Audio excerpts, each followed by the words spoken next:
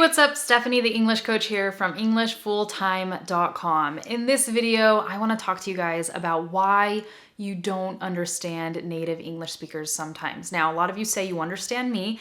I speak very clearly, I'm presenting, I'm trying to make myself understood, but at the same time, this is how I speak. I speak very clearly, even when I speak quickly. With that said, I already made a video about why you don't understand movies and TV shows and native English speakers, but today I want to focus on a few different things that I didn't mention in that video. And if you're interested in that video and you haven't seen it yet, I'll go ahead and link it up here, okay? But what I really want to say is we all know that when you're first studying a language, you're not going to understand everything. That's obvious, but most of you here are at a pretty high level in your English language. I mean, I'm speaking 100% in English. I speak quickly, so if you're here and you're understanding, your English is at a really great level, okay? And it's frustrating, right? When you understand me, but then you don't understand other people, and you're like, what's wrong with me? Something must be wrong with me. No, nothing is wrong with you. I am here to tell you that it's probably not even your fault, okay? And I'm gonna explain why it's not your fault, and that a lot of times native English speakers are to blame when you don't understand them, or no one's to blame, but it's definitely not your fault. Okay, so reason number one, why you might not understand a native English speaker. Maybe they have really, really bad speaking habits. They mumble, they speak too quickly, they don't enunciate. That's not your fault for not understanding them. If I hear a person speak like that, I might be like, whoa, what are they saying? And I'm a native English speaker. Now, granted, I might be able to understand a little bit better than you because I have more experience with this language, but in general, when people don't enunciate, okay, when they are mumbling, when they're speaking too quietly,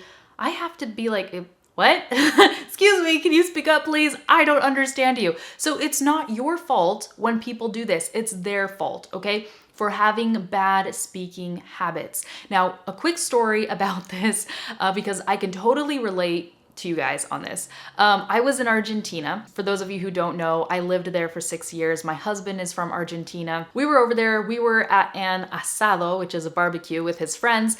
And he had a friend there who was speaking so fast. And I was like listening intently, trying to understand what he was saying. And my brain was hurting because I was like working so hard just to understand this guy.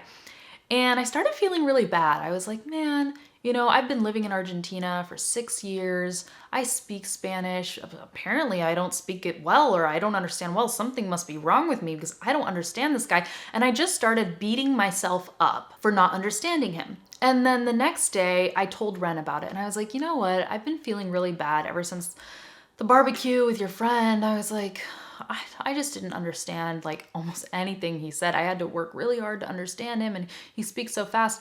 And you know what Ren said? He was like, that's fine. Nobody understands him. I was like, what? Are you kidding me? He's like, no, nobody understands him. We don't know what he says half the time that he's talking. He speaks way too fast, and he has really bad speaking habits. And I was like, you've got to be kidding me right now. So I was beating myself up like something was wrong with me, and nothing was wrong with me or my Spanish or anything. It's that guy that has bad speaking habits.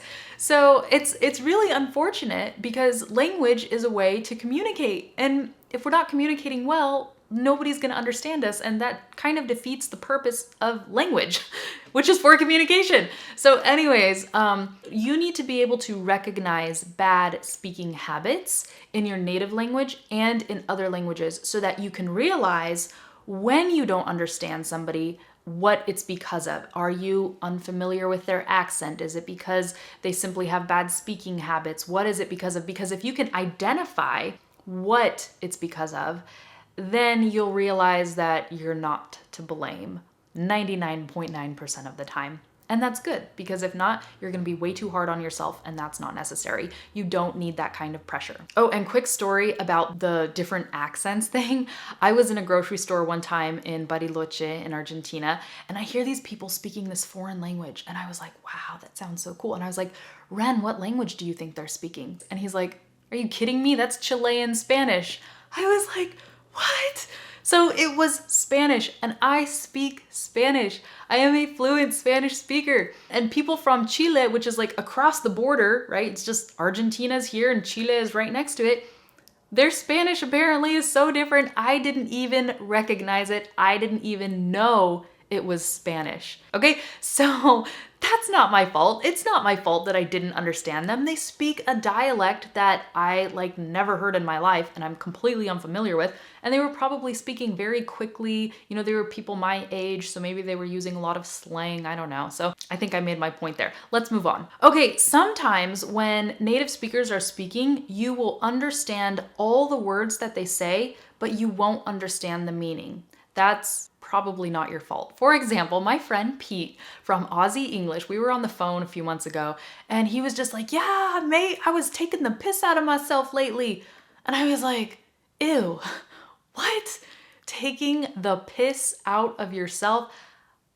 I didn't even know what that meant. And you know what? I don't remember what it means. So I'm gonna have to go look it up now, but it means something apparently in Australian English. It's an idiom, right? And this is why idiomatic expressions are so difficult, because if you're not familiar with that idiomatic expression, you'll have no idea. It's like the person is speaking another language. They're saying it all in English, but you're like, I have no idea what you just said, okay? So again, that phrase, taking the piss out of myself lately or whatever, I did not know what that meant. And I still don't know what it means. I forgot. He told me, but I forgot. So I will look that up. And if you want to know, I guess you can look it up too. Or I will, you know what, I'll put it in the description. That way we all have it. So again, sometimes you're going to understand all the words that you hear, but you're not going to understand the meaning because it might be an idiomatic expression that you're unfamiliar with. Okay, the next reason why you might not understand native English speakers sometimes is because you have zero interest in a conversation. This happens to me all the time in Spanish, actually more frequently than I want to admit, and it's involuntary, it's not my fault. My brain does this, and I wish it wouldn't. But for example, if I'm at the dinner table and everyone's talking about something that is really technical and I just don't feel like thinking about what they're saying and making sense of it, and I get lost or something in the conversation, all of a sudden my brain like shuts off. I start thinking about something entirely different. And then in a few seconds or a minute, however long it takes me, I come back and I'm like, oh my gosh, I was listening, I was hearing everything people were saying, but it's like my brain wasn't there. And my family in Argentina, or Ren's family, they know that this happens to me all the time. So they just refer to it as Stephanie land. They're like, oh, Stephanie, come back. You're in Stephanie land again. They can like see it in my eyes just glaze over. But this happens to me. It's if I have zero interest in a conversation, or I mean, that even seems or sounds kind of rude to say, but if my brain determines that the conversation is not important to me, then I just zone out, and it's involuntary. I try to control it, but a lot of times it happens to me. If this happens to you, you're not alone.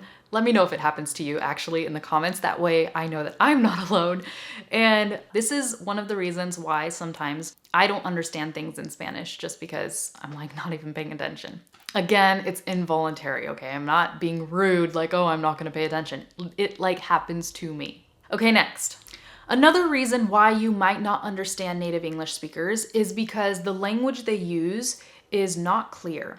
It's convoluted and it's confusing. This happens so often and it's unfortunate. But for example, sometimes people struggle to communicate abstract ideas, or if it's a vague concept that they haven't fully developed in their own mind, then yeah, they're gonna struggle to communicate that because they don't even really know what they think.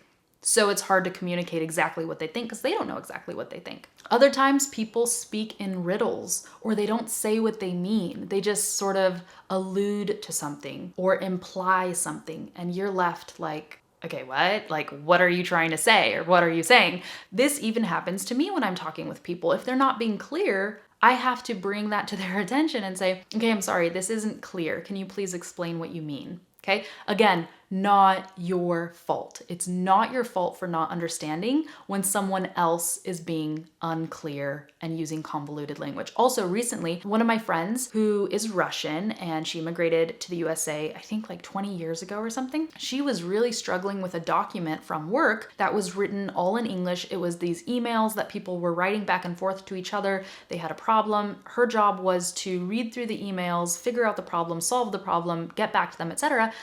And she could not figure out like what they were talking about. So she asked me for help. I read the emails and I was just like, oh my gosh, like the way these people are writing. Yeah, they're native English speakers. Yeah, it's English, but it's so confusing the way that they're writing. I didn't even understand it. And it's like when people try to write in this formal way, but it's like overdone to the point where it no longer makes sense. It's just like, oh, you could have said this so much simpler. Or instead of saying what something is, they say what something isn't. This is something I learned in my English class a long time ago in high school, right? It's better to say what something is than what something isn't. For example, if someone says, it's not that I don't understand what happened, it's just that XYZ.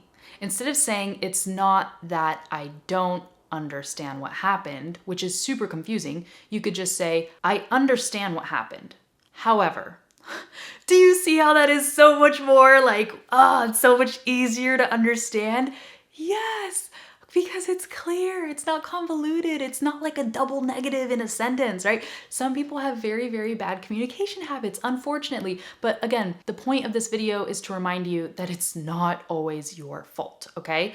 And when you can understand what the heck is going on around you, it makes it a lot easier to be confident, to feel in control, and feel like it's not your fault and you're okay. It's not your problem. Okay, speaking of it's not your fault and it's not your problem, one of the other reasons why you might not understand native English speakers is because you were never taught how people speak in real life. In whatever course you did or class you did, lessons you did, whatever it is, you were probably not taught the way people speak in real life. You were not introduced to fast speech or connected speech or anything like that, okay? And that is a huge problem because you become very confident in your English class. Maybe you're the best student and you're like, yeah, I get the best grades. I'm able to answer the teacher's questions. This is awesome. And then you go into the real world and you're like, oh my gosh. And you have this rude awakening and you're like, oh, okay, nobody actually talks the way I was taught in class. I know, because the same thing happened to me. I studied Spanish in high school in immersion programs. I studied it in college. You guys, I know.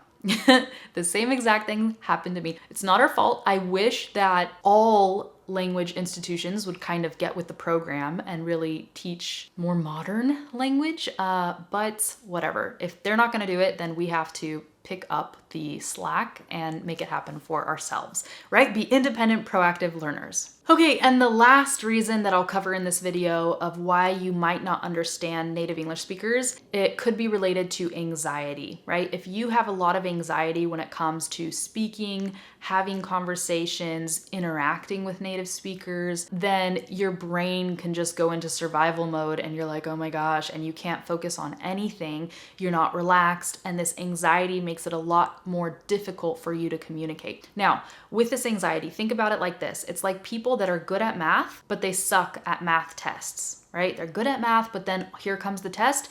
Anxiety kicks in and it's like all the things that you knew how to do suddenly get shut off and you can't do them. Anxiety will do this to you. So if you are struggling with any kind of anxiety when it comes to communication, this is definitely something to work on, to focus on. I talk a lot about anxiety and confidence in my course, Connect and Communicate. If you're interested in that, I'll go ahead and leave a link in the description. But just a warning, this is not a traditional English course. This is about using English as a tool to get better opportunities. So I teach people how to connect with native English speakers, network with other professionals, and how to communicate with others professionally and confidently. So I'll leave a link to that below. In the course, we definitely talk a lot about anxiety and confidence, what produces anxiety, why you might have a lack of confidence, how to overcome this, etc.